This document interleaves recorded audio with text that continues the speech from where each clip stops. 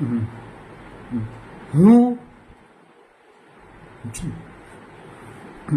હું જૂઠું ખમી શકતો નથી.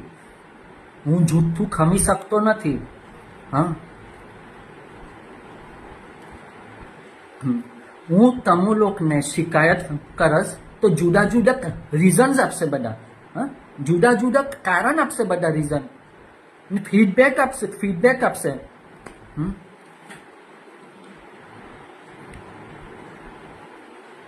આપણા જે ઝોરાસ્ટ્રિયન જો ખાવાનું સપ્લાય કરે છે, આપણા જે ઝોરાસ્ટ્રિયન જો ખાવાનું સપ્લાય કરે છે, તો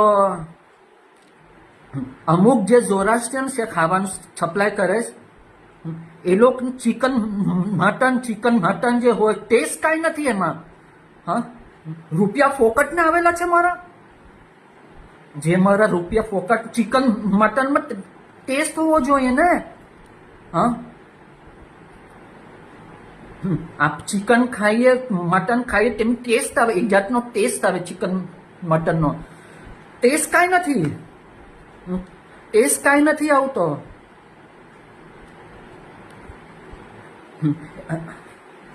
એના બે રીઝન હોઈ શકે, બે કારણ હોઈ શકે. એક તમારે તો ગોસવાલો આવે ને ચિકન વાલો આવે, તે હલકી ક્વોલિટીનું આપતો હશે કદાચ.